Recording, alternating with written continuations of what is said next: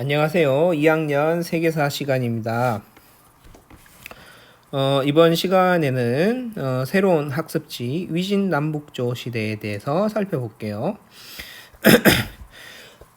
먼저 이 위진남북조 시대라는 건 하나의 시대이긴 하지만 뭐 이렇게 한나라 시대라고 해서 하나의 나라가 쭉 이어지고 진나라 시대에서 하나의 나라가 쭉 이어지는 게 아니라 엄청 그 안에 엄청 많은 나라들이 만들어졌다가 없어졌다가 또 이동했다가 이런 막 복잡한 시대를 하나로 뭉쳐서 그냥 위진남북조 시대라고 이야기합니다. 그래서 이거를 이 연표로도 선생님이 만들었고 또 우리 교과서에 있는 연표를 또 수록했어요. 그래서 요거를 지금 보니까 이것보다는 이게 교과서에 있는 연표가 훨씬 더 좋은 것 같아요. 좋은 것 같고 이 연표만 가지고 설명하면 약간 그러니까 선생님이 한번 설명을 쭉 해주고 그리고 저 연표를 보면 이해가 훨씬 쉬울 것 같습니다. 자, 먼저 후한 시대 말기에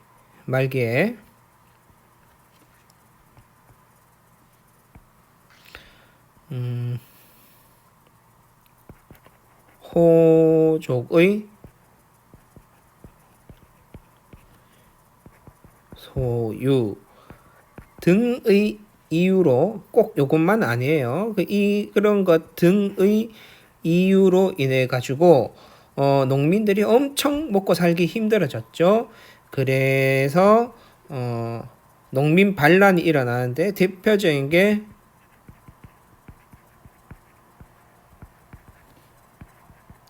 황건적의 난이 일어나요.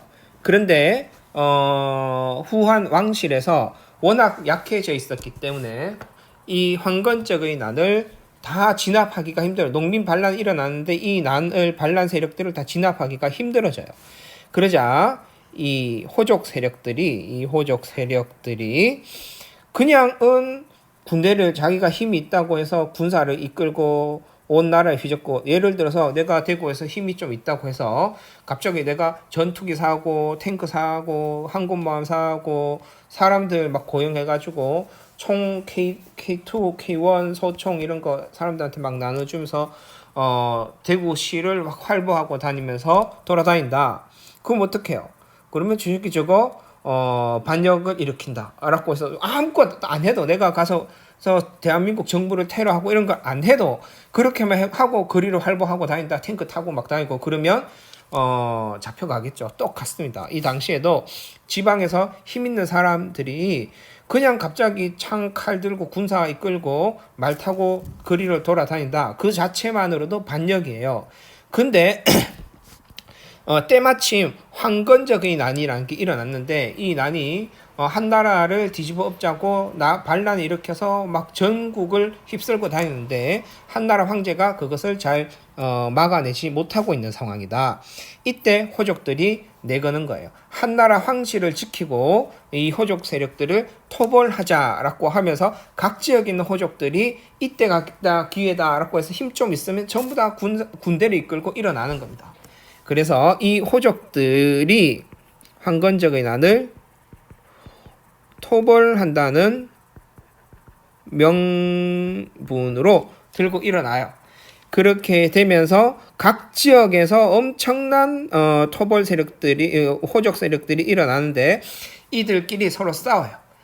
야 내가 지금 한나라 황실을 지키러 가는데 너 뭔데 앞에서 걸리적거려 이래가지고 막 죽이고 그래서 그 세력 통합하고 막 이러면서 자기들끼리 막 싸우다가 결국 세 나라로 압축되게 됩니다. 세 호족 위,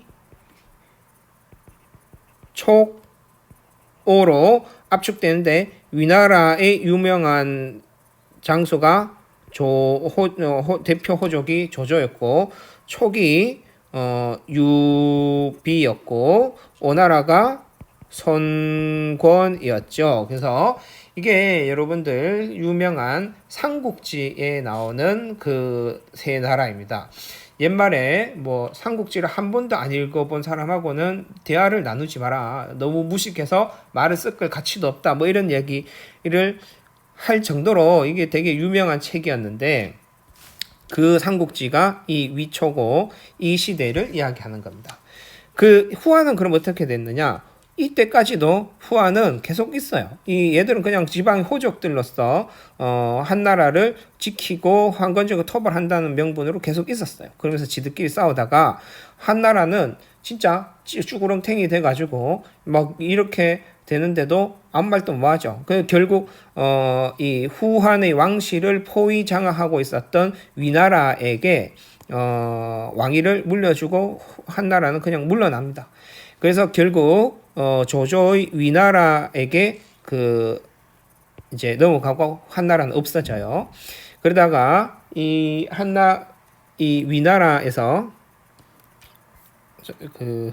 그렇죠, 헷갈렸어.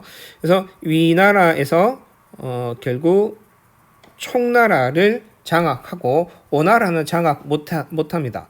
그러다가 이 위나라에서 진이 등장해요. 그리고 이 진나라에 의해서 오나라까지 장악하면서 진나라가 삼국을 통일해요.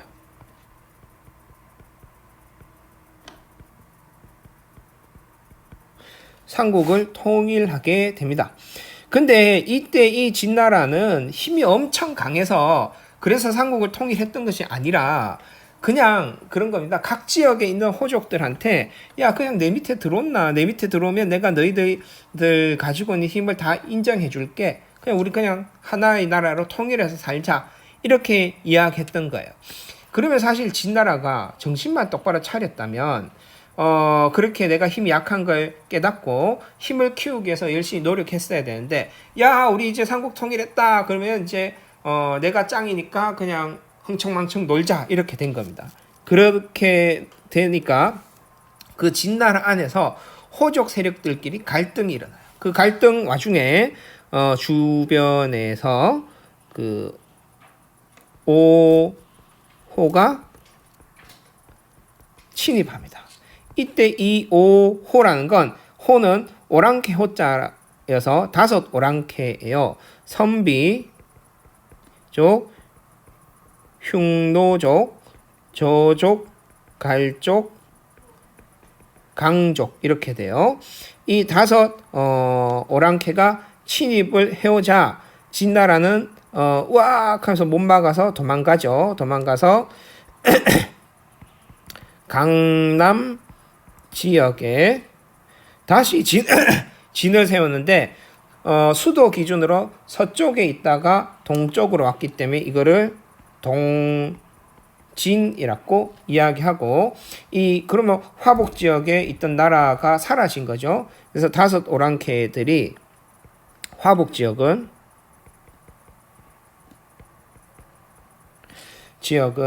어, 5 오랑캐들이 무려 16개의 나라를 세웁니다. 그래서 이 지역을 오호가 16개의 나라를 세웠다라고 해서 5호 16국 시대라고 이야기합니다. 그래서 이렇게 가다가 한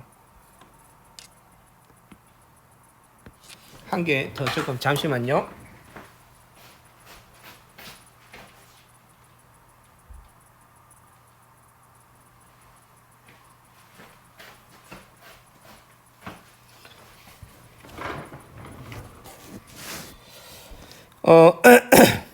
이어서 할게요. 이 5호 16국은 이제 이 이후로 역사가 갈라져요. 화북 지역과 강남 지역으로 갈라져서 이 화북 지역에서는 5호 16국 중에서 5호 가운데서 선비족이 세운 북위라는 나라가 모두 통일하게 됩니다. 북위가 화북을 통일하게 돼요. 그러면 강남 지역은 어땠었느냐? 강남 지역은 동진이 계속 유지되고 있다가 차례대로 송, 양, 진의 나라가 차례대로 동진이 멸망하고 나서 송나라가 멸망하고 나서 제나라가 멸망하고 나서 양나라가 멸망하고 나서 진나라가 이렇게 순서대로 왕조가 생기게 되고 북위는 화복 지역은 북위가 전부 다 통일하게 되죠. 그러다가 일정한 계기로 인해서 북위가 다시 분열되어서 동위와 서위로 분열되게 되고 동위는 다시 이름을 바꿔서 북제로 서위는 북주가 됩니다. 나중에 이 북주의 신하 중에 한 명이 수나라를 만들어서 이 수나라에서 다시 전국이 재통일되면서 이 위진남북조 시대가 끝나게 돼요. 상당히 복잡하죠. 그래서 이야기를 하자면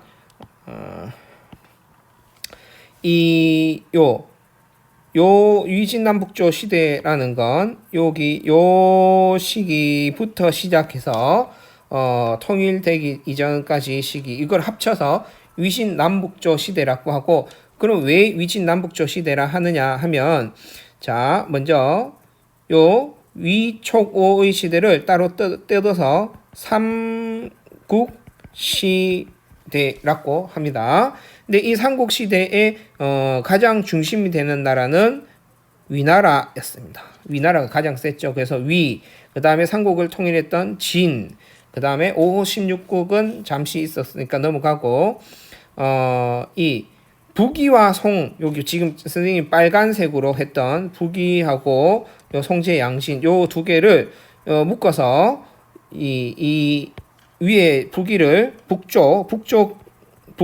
북조라고 합니다. 이거는 북쪽 왕조의 줄임말이에요. 그리고 이거를 남조라고 합니다. 그래서 요 시기만 그래. 요 시기 요거를 북조 남조라고 해요. 그래서 북조와 남조가 있었던 시대를 남북조 시대라고 하는 겁니다. 그러면 이렇게 돼요. 진 남북조 시대 이렇게 되는 겁니다. 그래서 요 시대에 대한 대간을 설명해 줬습니다. 그러면 여러분들 이 연표가 이해될 것이고 이 연표가 충분히 이해될 수 있습니다. 자 이렇게 되고 이제 우리는 밑에 내용을 봅시다. 위진 남북조 시대의 정치 변화. 그래서 요거는 지금 선생님이 설명한 거 쭉 따라서 보면 돼요. 그래서 삼국 시대는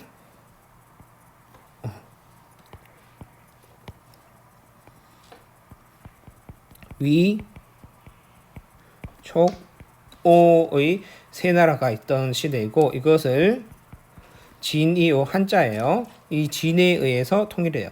진나라가 그러니까 엄청 많죠. 진시황제의 진나라도 있고 요거는 또 한자가 다 달라요. 진에 의해서 통일이 되었고 결국 유목민족의 침입으로 이 진나라는 강남으로 이주하죠. 그래서 이주한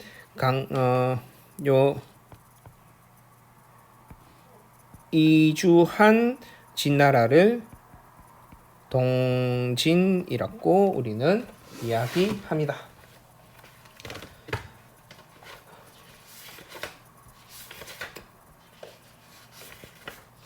이렇게 돼요. 이 진나라는 위나라가 조조죠. 조조가 세운 나라고 조조의 아들 조비가 이제 처음으로 한 나라를 멸망시키고 위나라라고 이름을 만들어서 하게 되고 이 위나라가 총나라 유비 총나라를 조비 때 멸망시킨 다음에 그 조비의 신하 중에 사마염이 있어요. 이 사마염이 따로 독립해서 세운 나라가 사실 이 진나라입니다. 그래서 이 진나라가 오나라를 하면서 전국을 통일하게 되죠. 그리고 이 동진 강남으로 이동해가면서 동진이 되는 겁니다. 그렇게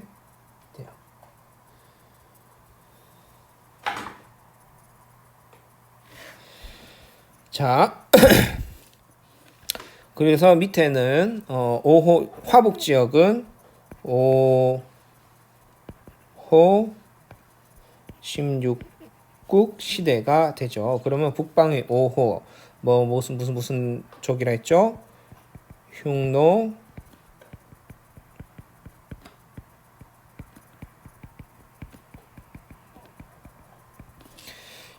선비, 저, 갈, 강족이 되는 겁니다. 저족, 갈족, 강족. 흉노족, 선비족 이렇게 돼. 그러니까 화북 지방에 여러 나라를 세워서 했는 것이 5호 16국 시대이고 이때 5호 16국 시대는 화북 지역만 포함하는 게 아니라 밑에 동진을 포함하는 겁니다. 그러니까 5호 16국 시대라고 지칭할 때는 요 시대를 이야기하는 거예요. 그러다가 이제 이어지는 것은 무슨 시대죠? 남북조 시대였습니다. 자, 이제 남북조 시대라고 이야기하는 건 북조에는 유목민족인 요거는 중요해요. 선비족이 화북을 통일하여 세운 왕조로서 북위입니다. 북위가 여기에도 설명했지만 북위를 이렇게 나눌 수도 있죠. 동위, 서위가 되고 동위가 동쪽에 북제가 되고 서위가 북주가 됩니다. 이렇게 되고 강남으로 이주한 한족이 세운 거죠. 한족이 세운 왕조로서 왕조가 교체돼서 이거는 송, 제, 양, 진의 왕조가 차례대로 세워집니다. 여기서 우리가 주의해야 될 건 요거는 왕조가 차례대로 교체되는 것이었다라고 생각하면 되겠죠. 자, 이렇게 돼요. 그러면 이 중에서 제일 중요한 나라 하나만 꼽자면 이 나라예요. 북위. 북위가 왜 이렇게 중요하냐 한다면 결국 이것 때문입니다. 이게 핵심이에요. 그래서 효문제의 한화 정책이에요. 요거 중요합니다. 요거는 어떤 정책이냐 하면 이런 거예요. 이 효문제의 한화 정책을 이해하기 위해서는 한 가지 더 우리가 이해해야 되는 것이 있어요. 뭐냐 하면 요걸 통해서 보죠.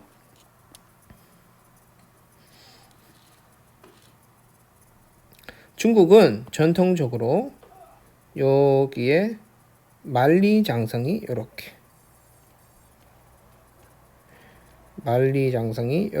세워져 있습니다. 이걸 만리장성, 일설에는 인공위성 우주에서도 보인다 하지만 사실은 그거는 뻥이래요. 이 만리장성을 기준으로 이 북쪽에 있는 지역을 유목 민족이라 하고 이 만리장성 밑에 있는 민족을 농경 민족이라고 합니다. 잘 들으세요. 이해해야 됩니다. 이 농경 민족은 대체로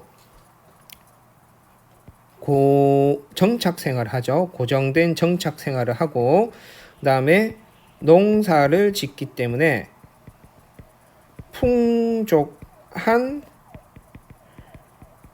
식량을 가집니다. 그리고 왕권이 강하지요. 그러니까 고정되어 있기 때문에 이들을 지배하기 위한 왕권이 아주 강했어요.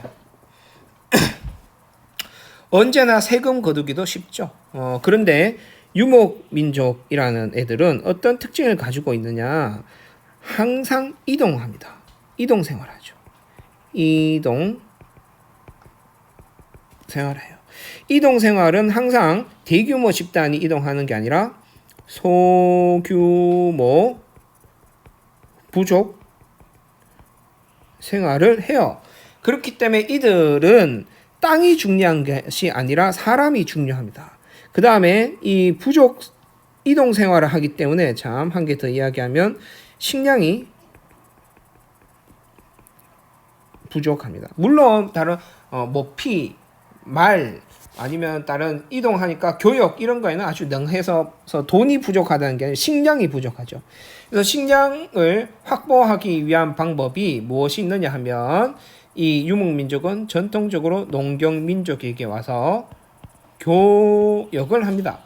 그런데 어떤 해에 교역을 통해서 이 밑에는 말, 가죽 혹은 이런 것들을 제공해주고 농경민족은 위에 식량을 제공해줍니다. 평화로운 시대 때 이야기죠. 근데 예를 들어서 농경민족도 그의 흉년이 들거나 이렇게 되면 농사를 그러니까 식량이 부족해지는 시기가 옵니다. 이때는 교육을 할 수가 없어요. 그때는 교육을 할 수 없게 되니까 교육을 안 해주면 유목민족 입장에서 농경민족이 이렇게 교육을 해주지 않으면 굶어 죽게 되죠. 그렇기 때문에 이렇게 해서 어떤 농경민족의 다양한 이유 때문에 교육을 할 수 없게 될 때는 어떻게 하느냐? 전쟁을 하는 거죠. 침략을 해요. 침략을 합니다. 그래서 전쟁을 해요. 그래서 유목민족과 농경민족의 사이라는 것이 기본적으로 그렇게 좋지 못해요. 그 다음에 한 가지 더 추가적으로 이야기하자면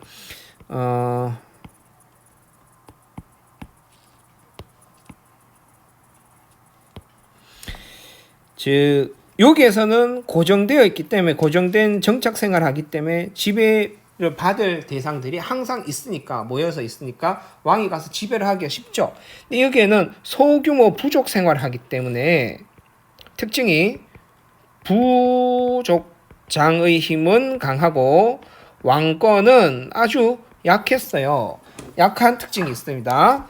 요거 중요한 거니까 요 기억을 하도록 하고 그 다음에 이랬기 때문에 이 둘 사이의 관계가 어땠느냐? 엄청 안 좋았어요. 엄청 사이가 안 좋게 됩니다. 이거 무슨 색으로 하면 잘 보일까요? 그래서 유목민족은 항상 농경민족을 그러니까 이건 안 적을게요. 말로만 들으세요. 유목민족은 항상 농경민족을 부자연스러운 민족들, 그 다음에 약한 놈들 이런 식으로 생각한다면 농경민족은 유목민족을 항상 무식한 놈들. 왜냐하면 이들은 이동하고 그 소규모 인원들끼리 이동하기 때문에 이렇게 발달된 문화를 갖추기가 힘듭니다. 다양한 문화를 갖춰서 다양한 재산을 가지고 있다고 한들 그걸 가지고 다니기도 힘들잖아요. 그렇기 때문에 아주 이동 생활에 특화되었기 때문에 문화적으로 아주 농경민족처럼 높은 학식이나 이런 것들을 갖추기가 힘들다라는 거죠. 그에 비해서 농경민족은 엄청 높은 문화적인 가치, 예술품 이런 것들을 많이 보유하고 그렇게 되는 겁니다. 그래서 항상 서로가 사이가 좀 좋지 못했다. 항상이라기보다 그렇지 사이가 좋지 못한 때가 많았다라는 거죠. 그러면 여러분들 여기서 이제 이걸 보면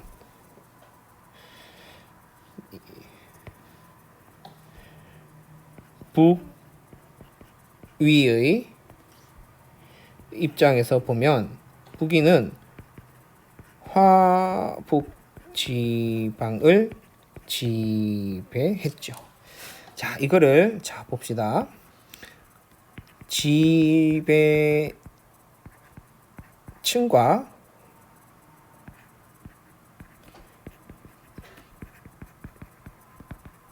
피지배층이 있습니다. 지배층은 누구다? 선비족이었고 이들은 소수였어요. 아까도 이야기했죠. 소수라고. 지배층은 한족. 이들은 다수예요. 문화적으로 어떻죠? 문화적으로 누가 더 발전되었나요? 이 문화는 사실 다분히 농경민족 입장에서의 문화예요. 그 이동생활하는 입장에서는 이동생활하는 민족만의 특유한 문화가 있죠. 근데 지금 이 화북 지방이라는 이 지역은 어느 누구의 주인공인 지역이에요. 그러니까 농경민족의 한족이 주인공인 지역에 와서 지배를 하죠. 그렇기 때문에 이 한족의 입장에서는 자기들은 문화 수준이 높다라고 본 것이고 선비족은 무식하다고 본 거예요. 무식하고 힘만 세다라고 본 거예요. 자, 그렇기 때문에 이 한족 선비족의 입장에서 이들에 의한 지배가 용이했을까요? 아니면 상당히 어려웠을까요? 상당히 어려웠다. 그래서 나왔던 것이 효문제의 하나 정책입니다. 즉 하나 정책의 기본적인 개념은 무엇이냐 하면 이런 거예요. 한족 애들이 우리 선비족을 무식하다고 자꾸 무시를 하니까 그러면 우리 선비족이 한족의 문화를 수용해서 수준을 높이자. 요게 높이자. 그래서 한족을 지배하자. 요게 기본 개념입니다. 말이 좋아서 이렇지 내용을 보면 알겠지만 이 하나 정책은 쉽게 이야기해서 민족 말살 정책이에요. 우리 일제 강점기 시대 때 30년대 이후에 일본 민족이 한민족의 민족성을 완전 말살시켜서 한민족을 일본 민족화 시키자라고 했던 게 민족 말살 정책이었죠. 그래서 창씨 개명 같은 거 하고 이렇게 했잖아요. 근데 이거는 반대예요. 지배 피지배 관계라 하면 지배 민족인 일본 민족이 피지배 민족인 조선 민족을 완벽하게 말살시켜서 그 아예 조선인이었던 기억 자체를 없애서 완전히 일본에 충성하는 민족을 만들자. 이게 민족 말살 정책인데 반대로 이거는 지배 민족이었던 선비족이 자신들 스스로 선비족의 민족을 말살시켜서 완전 한족화해서 우리가 한족을 지배하는데 용이하게 하자. 이렇게 되는 겁니다. 완전 정반대의 민족 말살 정책이다라고 보면 돼요. 그래서 내용을 보면 중국의 정치 제도를 도입하자. 그래서 도입해서 황제권을 강화하자인데 요거는 여기 안에 속살이 있는 거예요. 그래서 선비족은 아까 이야기했다시피 부족장의 권한이 강하고 한족 왕의 권한이 약하다 했죠. 그렇기 때문에 이때 당시 효문제였던 북의 왕들은 화북 지역을 통치해 가지고 황제권으로서 강력한 황제권으로서 나라를 통치하려고 하니까 두 가지 가 가로막는 겁니다. 하나는 한족은 한족대로 선비족 무식하다고 무시하는 것이고, 두 번째는 선비족은 선비족 나름대로 야 언제부터 왕이 저렇게 강했다고, 여전히 우리는 임마 유목민족이야. 그렇기 때문에 부족장의 힘이 더 강해. 너 황제가 됐다고 그렇게 깝죽대지 마. 이런 식으로 은근히 무시하고 있었던 거예요. 그래서 사실 효문제가 하나 정책을 시행했던 데는 여기 안에는 숨은 뜻이 있어요. 숨은 뜻. 숨은 뜻은 이런 거죠.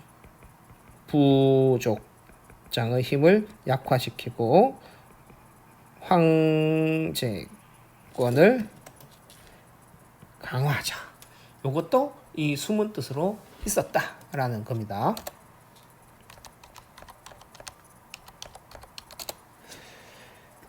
자, 그래서 중국의 정치 제도를 도입해서 황제권을 강화시키려고 했었다. 두 번째, 평성에서 낙양으로 천도했다. 평성은 여기에 있어요. 여러분들 학습지 지도에 보면 평성이 여기 있죠. 아무래도 자신들이 근거지였던 유목지대와 가까이 있습니다. 그래서 이전에 평성이 수도였다는 건 우리의 유목민족으로서의 아이덴티티를 좀 더 확고하게 가지겠다, 유지하겠다라는 뜻이고, 여기에서 중국 전통으로 수도가 되었던 건 장안과 로양 즉 낙양이죠. 이 중에서 이제 낙양으로 천도를 했다라는 건 우리 한족화하겠다. 유목민족으로서의 아이덴티티를 버리겠다. 이런 지역적 특징이 있습니다. 참고로 이야기하자면 이 평성 인근에는 윈강석굴이라는 석굴 사원이 있어요. 이 윈강석굴 사원은 좀 이따가 다음 시간에 위진남북조 시대 문화를 이야기하면서 보게 될 거예요. 윈강석굴 사원 자체가 아주 어떤 유목민족적인 성향을 또 가지고 있는 그런 사원이기도 합니다. 그 다음에 균전제라는 걸 실시합니다. 균전제 이것도 중요합니다. 균전제도 다음 시간에 좀 더 자세하게 설명할 것 같아요. 자, 참고적으로 균전제는 토지를 백성에게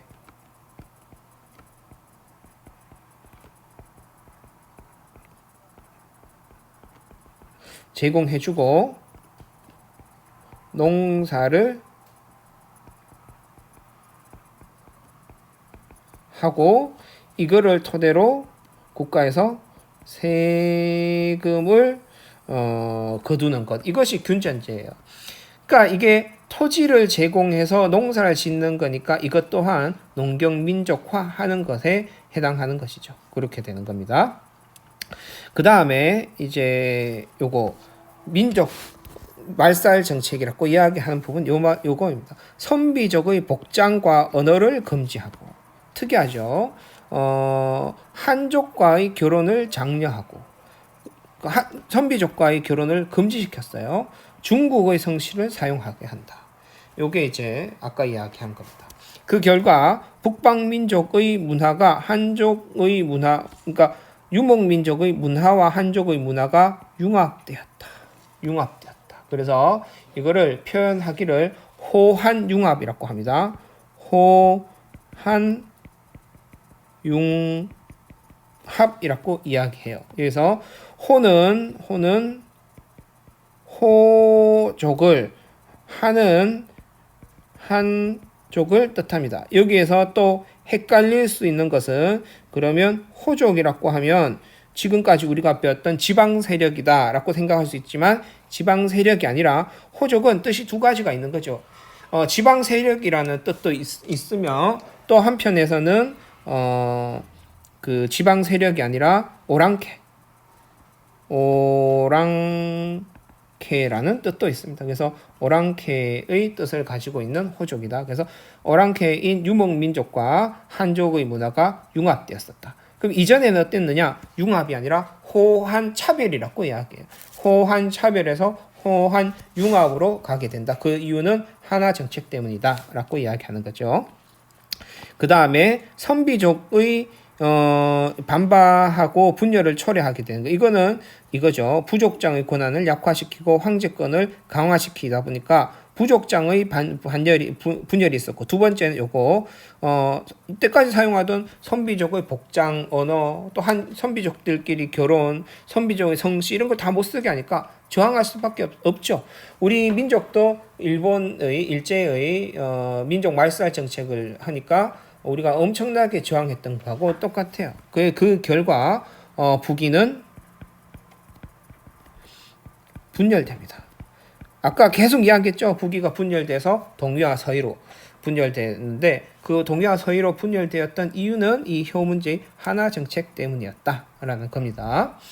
두 번째, 이 북위의 경제 정책으로서 나오는 것이 자영농을 육성할 목적으로, 자영농을 육성한다는 건 세금을 많이 걷어서 황제권을 강화한다는 것을 뜻합니다. 그래서 아까 이야기했던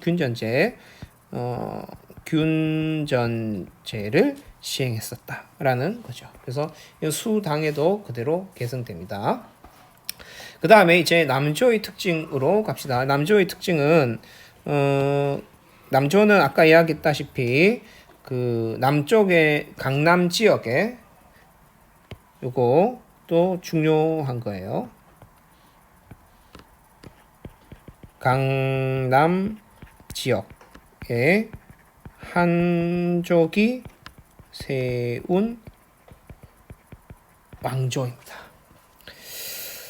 자, 강남의 경제력이 이 남조에 의해서 강남의 경제력이 향상됩니다. 이전까지는 그러니까 강남이라는 지역은 이전까지는 중국 전체로 치면 북쪽 지역, 즉 요 북쪽 지역이 장안도 있고 나간도 있고 수도도 있고 이래서 이 북쪽 지역이 훨씬 더 발전된 지역이었고 이 지역은 쉽게 이야기해서 낙후 지역이었어요. 그렇지만 춘추 전국시대 때 이후부터 이 지역이 조금씩 발전해 나가다가 특히 이 위진 남북조의 남조에 의해 가지고 이 지역이 본격적으로 발전되기 시작해요. 이게 이 지역이 발전되기 시작한다. 물론 발전되기 시작한 위진 남북조 춘추 전국이니까 이거는 본격적인 발전의 시작이 이 위진 남북조 시대였다라고 보면 됩니다. 그래서 강남의 경제력이 향상되어서 강남에 이주한 한족이 창장강인데 이게 양쯔강이죠. 유역을 개발하고 그 다음에 선진 농사 기술을 보급합니다. 선진 농사 기술을 보급해서 결국 강남의 인구가 증가하고 경제력도 증가하게 돼요. 그래서 서서히 강북과 그러니까 화북과 강남의 경제력 차이가 많이 났었죠. 그 전에는 화북이 훨씬 많았었는데 이제 점점 강남이 따라잡기 시작하게 되는 겁니다. 정치적으로 화북에서 이주한 지배층이 고위 관직을 독점해요. 여기에서도 차별이 또 있는 겁니다. 화북과 강남은 전부 다 한족이잖아요. 이제 이것도 보면 한족도 크게 화북 사람과 강남 사람으로 또 차별이 있었다는 거죠. 아까 이야기했다시피 화북 사람은 전반적으로 선진 지역, 요거는 낙후 지역의 인식이 있죠. 물론 당나라 시기 이후에 송나라 때는 강남 지역이 훨씬 더 발전하게 됩니다. 경제적으로. 그런데 아직 그 전이에요. 그래서 아직까지는 이 지역은 낙후 지역이었다. 이제 막 발전을 시작하는데 이것도 누구 덕분에? 이 선진 지역에 있는 화북 사람들 덕분에 발전하기 시작하는 지역인 거죠. 그래서 물론 여기에도 귀족이 있고 여기에도 귀족은 있지만 이들이 더 우대받았다. 이들은 차별받았다. 이렇게 보면 됩니다. 그래서 결국 화북 지역에서 이주한 지배층이 고위관직을 독점해서 이들 중심으로 문벌 귀족으로 성장하게 됩니다. 여기서 문벌이라는 건 문은 가문이고, 그러니까 문벌이라는 건 어떤 가문이 특정 가문이 계속해서라는 뜻이에요. 특정 가문이 계속해서 귀족을 한다. 귀족이란 건 고위관직을 이야기합니다. 귀족은 고위관직, 문벌은 특정 가문이 계속해서. 그래서 굳이 이걸 나누자면 특정 가문이 계속해서 고위관직을 독점하는 것, 이것이 문벌귀족이에요. 그래서 문벌귀족은 경제적으로 대토지를 소유하고 정치적으로 고위관직을 독점해서 막강한 권력을 행사한다라는 거예요.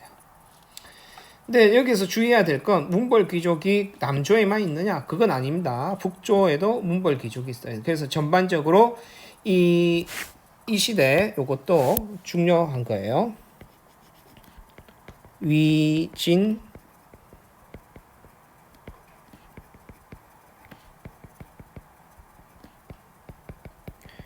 특징이라는 것은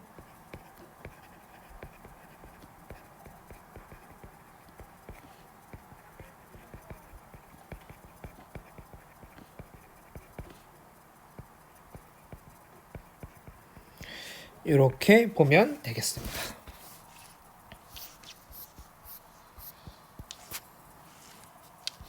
그래서 요것만 좀 더 보고 할까요? 요거는 한 번 더 이제 사회와 경제로 이거는 요거는 위에는 앞에서는 북조와 남조의 특징으로 살펴봤다면 요거는 이제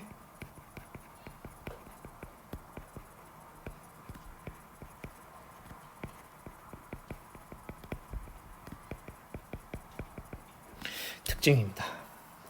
일단 요 사회는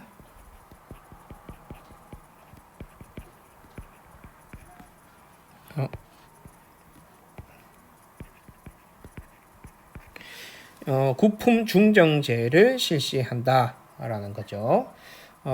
구품 중정제라는 건 뭐냐 하면 인재를 등용하는 방법입니다. 관리 등용 방법이에요. 이 구품 중정제라는 건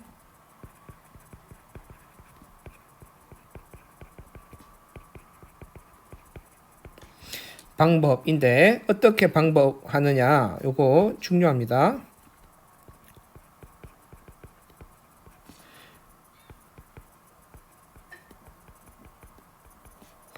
중정관을 파견합니다. 자, 이어서 설명하겠습니다. 그래서 이 구품 중정제라는 건 이제 위진 남북조 시대의 관리 선발 방법이었어요. 조조의 조 위나라에서 처음 시행했던 것인데 방법을 설명하다 말았던 것 같아요. 그래서 지방에 중정관을 파견을 해서 이 중정관이 지방의 인재에게 향품을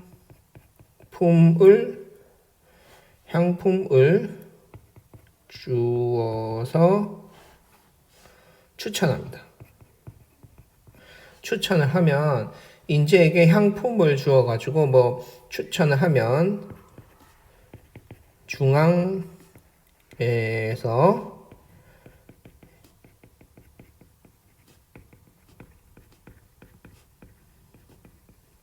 중앙에서 향품 소지자에게 관품을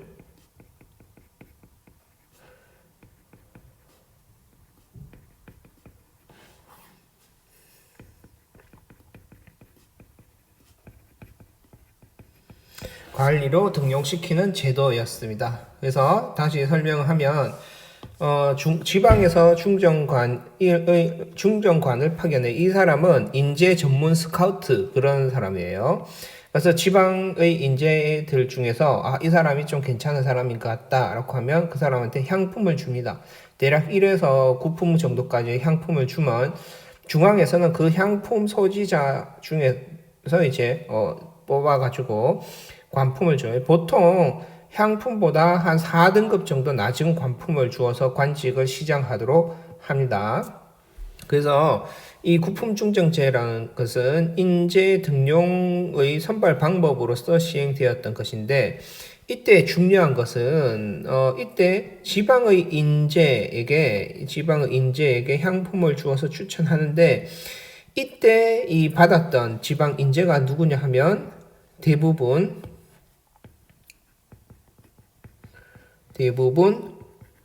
호족의 자녀들이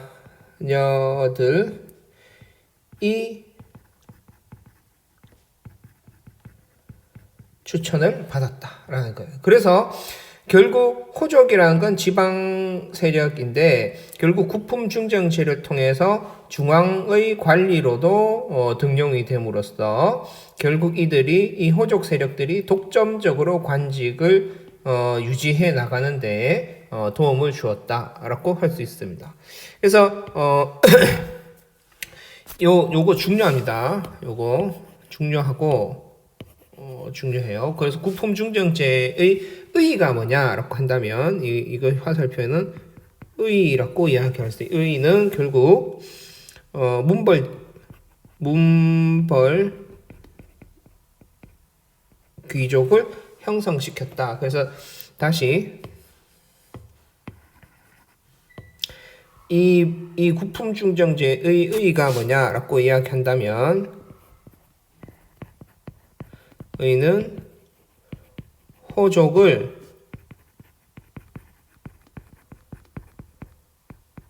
문벌귀족으로 바꾸어 주었다라고 이야기할 수도 있습니다. 그래서 문벌귀족이라는 건 귀족이라는 건 고위 관리를 이야기해요. 이것도 그냥 여기에 우리가 시간이 없지만 그래도 문벌귀족이라고 한다면 귀족이라는 건 중앙의 고위 관직을 이야기합니다.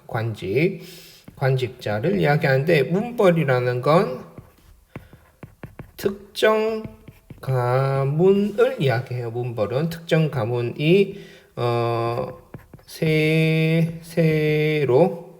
세세로보다도 대대로 이어지는 것, 이것을 문벌이라고 이야기합니다. 그러면 결론을 지으면 특정 가문이 대의를 이어가지고 중앙의 고위 관직을 이어가는 것, 이것이 문벌귀족입니다. 그렇기 때문에 이거는 이 문벌귀족은 당연히 세습을 특정 가문이 그것을 세습하는 것을 전제로 하는 것이고, 따라서 이게 이제 호족 세력이 문벌귀족으로 세습하는데 연결고리가 무엇이었다? 구품 중정제였다 라는 것이에요. 그래서 그렇게 했던 것은 결국 여기 왔던 이 중정관 세력이 누구냐 하면 결국에는 호족으로서 중앙관리가 된 사람들이 중정관으로서 파견이 되었던 것이고, 그래서 결국 같은 호족 출신들이 그 지역의 호족 출신의 자녀들을 다시 추천해줘가지고 중앙관리가 되고, 이렇게 추천이 되어서 중앙관리가 된 애들이 다시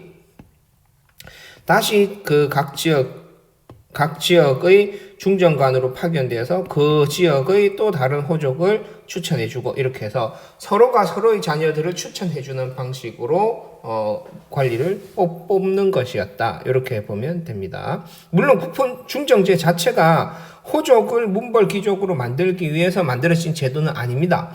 그냥 각 지역의 인재를 추천받으려고 했는 것이었는데, 그 만들었던 사람의 의도와는 다르게 결국 이 제도는 호족을 문벌귀족으로 전환시켜 나가는 그런 역할로서 이어져 나갔다라고 할 수 있습니다. 자, 그 다음에 토지제도 개혁인데 토지제도 개혁부터는 다음 시간에 이어서 하겠습니다. 이미 45분이 지나갔는 것 같아서, 그래서 요 밑에서부터 이 경제 파트는 다음 시간에 할게요.